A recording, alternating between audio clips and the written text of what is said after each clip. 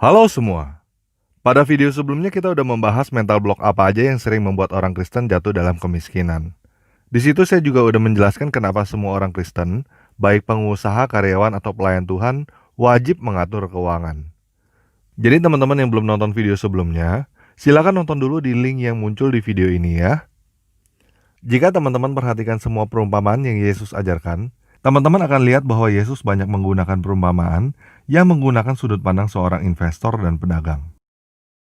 Jadi saya berharap teman-teman yang bukan investor dan pedagang bisa mulai belajar investasi dan berdagang supaya bisa lebih mengerti apa yang Yesus katakan. Dan pada video ini, kita akan membahas beberapa hal yang diajarkan oleh Yesus mengenai cara mengatur uang, investasi, dan berdagang.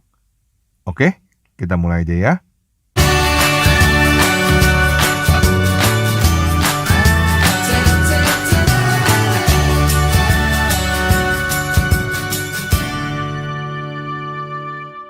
Nah, yang pertama kita bahas adalah perumpamaan tentang seorang penabur di dalam Matius 13 ayat 3-9 yang ditutup dengan siapa bertelinga hendaklah ia mendengar. Saya akan membacakan Matius 13 ayat 3-9 terjemahan tanpa ragi. Teman-teman silakan baca yang terjemahan Lai. Oke? Sekilas ada seorang penabur yang keluar untuk menabur. Lalu ada yang di dalam taburan terjatuh di sisi jalanan, maka burung-burung datang memakannya. Kemudian ada yang lain terjatuh di tempat bebatuan yang tidak mempunyai banyak tanah, maka dia langsung berkembang karena tidak mempunyai kedalaman tanah. Kemudian ketika matahari terbit membakarnya, maka dia kering karena tidak mempunyai akar. Kemudian ada yang lain terjatuh ke atas semak-semak duri, maka semak-semak duri itu naik dan mencekiknya. Kemudian ada yang lain terjatuh di tanah yang bagus, maka memberikan buah. Memang ada yang 100, namun ada yang 60, kemudian ada yang 30. Siapa yang mempunyai telinga, dengarlah. Nah, penabur adalah investor, dan apa yang ditabur adalah apa yang diinvestasikan. Apa yang ditabur itu sebenarnya bisa berarti macam-macam. Salah satunya yang kita semua punya adalah waktu. Dan waktu adalah salah satu benda yang paling berharga di dalam hidup kita.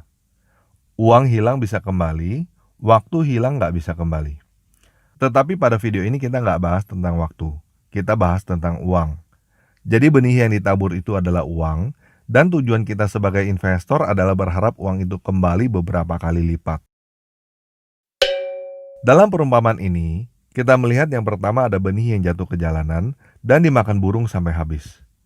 Ini adalah resiko investasi. Jadi ketika teman-teman investasi, jangan berharap investasi lalu berdoa dan selalu mendapat untung. Yesus nggak pernah mengajarkan begitu. Yesus mengajarkan ada investasi yang jatuh ke tanah dan dimakan burung sampai habis. Jadi teman-teman harus sadar ada yang namanya resiko investasi dan proses belajar dari kesalahan. Jangan pernah menaruh segala yang kamu punya ke dalam investasi yang kamu nggak benar-benar ahli. Selalu lakukan manajemen resiko di dalam berinvestasi. Untuk investasi baru yang kamu benar-benar buta, pakai uang kamu yang paling dingin. Maksudnya uang yang dingin adalah uang yang walaupun hilang, kamu masih bisa ketawa-ketawa. Kemudian ada benih yang langsung cepat naik dan langsung cepat mati. Maksudnya adalah ada investasi yang kelihatannya langsung cepat menghasilkan, tetapi hati-hati. Kemungkinan itu cuma bubble atau tipuan mata. Jangan langsung segera memasukkan semua uang kamu ke dalam investasi yang kelihatannya cepat naik. Lakukan manajemen resiko. Kalau kamu mau investasi ke dalam bidang baru yang lagi tren, gunakan sebagian uang kamu aja, yang kalau investasi itu gagal, kamu masih bisa ketawa-ketawa. Kemudian ada benih yang tumbuh di semak duri. Tumbuh besar tapi nggak bisa berbuah.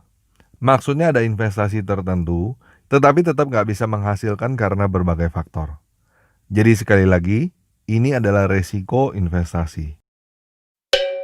Terakhir ada benih yang tumbuh di lahan yang bagus, bisa menghasilkan beberapa kali lipat. Ketika kamu menemukan lahan investasi yang bagus, maka semua kerugian kamu akibat salah investasi akan terbayar dengan hasil dari investasi yang bagus. Supaya kamu bisa mendapatkan lahan investasi yang bagus, kamu akan melewati lahan investasi yang buruk. Jadi salah satu faktor yang paling penting adalah pengelolaan resiko. Kalau kamu mau mendapatkan hasil investasi yang bagus, ya kamu harus berani investasi. Kamu nggak bisa berharap mendapatkan hasil kalau kamu nggak berinvestasi. Namun kamu harus ingat, di dalam berinvestasi ada proses belajar. Ada resiko kehilangan uang yang harus kamu lalui. Oleh karena itu, kamu harus menjaga benih kamu supaya jangan sampai ketika kamu menemukan lahan yang bagus, kamu sudah kehabisan benih. Oke? Yang berikutnya adalah perumpamaan tentang gandum dan ilalang di dalam Matius 13 ayat 24-30. Kerajaan semesta langit raya sama seperti manusia yang menabur bibit yang bagus di dalam lahannya. Kemudian pada waktu para manusia tidur, musuhnya datang, dan dia menabur gulma-gulma di tiap tengah-tengah gandum, lalu dia pergi. Kemudian ketika tumbuhan itu sudah berkecambah dan membuat buah, gulma-gulma itu juga tampak. Kemudian para abdi si kepala keluarga itu datang dan berkata kepadanya, "Penguasa, bukankah kamu tabur bibit yang bagus di dalam lahanmu? Jadi dari mana ada gulma-gulma?" Kemudian dia menjelaskan kepada mereka seorang musuh yang sudah melakukannya. Kemudian mereka berkata kepadanya, "Jadi, apakah kamu ingin kami pergi mengumpulkan mereka?"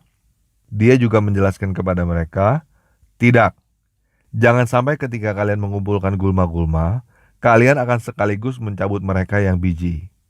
Kalian biarkan keduanya untuk tumbuh bersama hingga panen.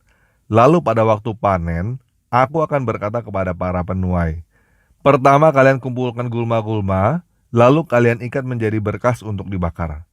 Kemudian kalian mengumpulkan biji ke lumbungku." Jadi maksudnya, walaupun kamu udah investasi di tempat yang bagus, walaupun sudah dijaga, tetap masih ada resiko. Ada kemungkinan orang-orang yang mencoba untuk menghancurkan investasi kamu. Dan ada kemungkinan mereka berhasil membuat investasi kamu tidak maksimal. Tetapi apabila itu terjadi, kamu jangan panik. Jangan sampai kamu menghancurkan investasi kamu karena kamu emosi. Hadapi segala kendala yang ada di dalam investasi kamu dengan tenang. Oke?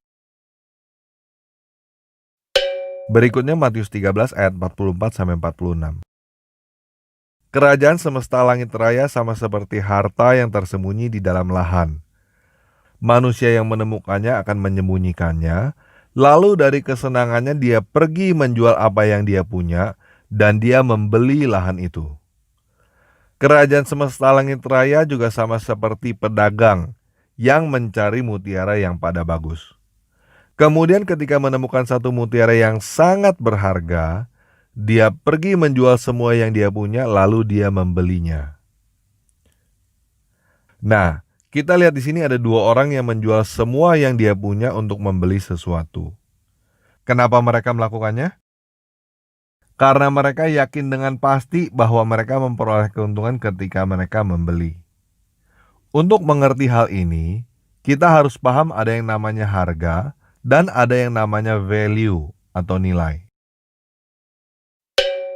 Orang pertama melihat harta yang tidak dilihat oleh orang lain. Dan orang kedua adalah orang yang sudah pakar di dalam bidangnya. Untuk menjelaskan hal ini, saya mengambil contoh jual beli mobil. Sekarang ini kita bisa dengan mudah mencari harga pasaran mobil di internet. Nah, ini adalah yang namanya value atau nilai, harga pasar. Kalau kamu mau untung di dalam jual beli mobil, kamu sudah harus untung pada saat kamu membeli, bukan menjual. Maksudnya, kalau ada orang yang mau menjual mobil kepada kamu sudah harus memastikan bahwa bila kamu membeli mobil itu, kamu pasti bisa menjualnya dan dapat untung. Jadi yang pertama, dari segi harga harus di bawah harga pasar. Jangan pernah berpikir untuk membeli dengan harga pasar dan berharap untuk menjual di atas harga pasar. Kamu harus berpikir bahwa apabila kamu harus menjualnya di bawah harga pasar, kamu masih untung atau setidak-tidaknya kamu tidak rugi. Syukur-syukur kamu bisa menjualnya dengan harga pasar atau di atas harga pasar. Itu bonus. Nah, tapi tetap ingat ya manajemen risiko. Dalam contoh ini, kalau kamu belum pernah jual beli mobil, Jangan all in. Jangan gunakan semua uang kamu untuk beli mobil. Gunakan uang dingin yang kalau entah bagaimana kamu salah beli, kamu rugi, uang kamu nggak bisa kembali, kamu masih bisa ketawa-ketawa. Misalnya, kamu beli mobil murah di bawah harga pasar. Ternyata mobil itu bermasalah dan disita. Jadi kamu kehilangan mobil itu. Kalau kamu pakai uang dingin, mobil itu hilang pun kamu nggak masalah. Jadi kalau kamu nggak sanggup menerima resikonya, jangan beli. Beli yang kamu sanggup terima resikonya. Orang yang di dalam perumpamaan ini adalah pakar. Dia melihat harta yang orang lain nggak lihat. Contohnya di dalam jual beli mobil, ketemu mobil yang dijual murah. Dia pasti mencari alasan kenapa mobil itu dijual murah. Apakah ada masalah dengan surat, atau ada kerusakan, atau lainnya. Setelah dia tahu semua masalahnya, dia tahu bagaimana cara memperbaiki masalahnya, dia tahu bahwa dia bisa jual dan dapat untung. Jadi dia tahu bahwa resiko itu tetap ada tetapi sudah diminimalkan. Dia berani mengambil resikonya dan dia melihat bahwa keuntungan yang dia dapatkan jauh lebih bernilai daripada segala usaha yang dilakukan. Baru dia all in. Baru dia jual semuanya untuk membeli itu. Nah, saya mau menutup video ini dengan Lukas 14 ayat 28-32. Sebab siapakah di antara kamu yang kalau mau mendirikan sebuah menara tidak duduk dahulu membuat anggaran biayanya. Kalau-kalau cukup uangnya untuk menyelesaikan pekerjaan itu. Supaya jikalau ia sudah meletakkan dasarnya dan tidak dapat menyelesaikannya, jangan-jangan semua orang yang melihatnya mengejek dia sambil berkata, orang itu mulai mendirikan tetapi ia tidak sanggup menyelesaikannya. Atau raja manakah yang kalau mau pergi berperang melawan raja lain, tidak duduk dahulu untuk mempertimbangkan apakah dengan 10.000 orang, ia sanggup menghadapi lawan yang mendatanginya dengan 20.000 orang. Jikalau tidak, ia akan mengirim utusan selama musuh itu masih jauh untuk menanyakan syarat-syarat perdamaian. Jadi begini, Yesus ingin kita percaya kepadanya supaya kita bisa melihat, bukan supaya kita buta.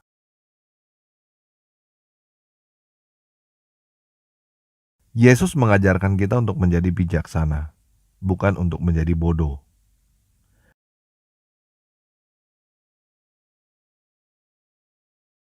Oke, sekian video kali ini. Yesus Kristus penguasa kita memberkati.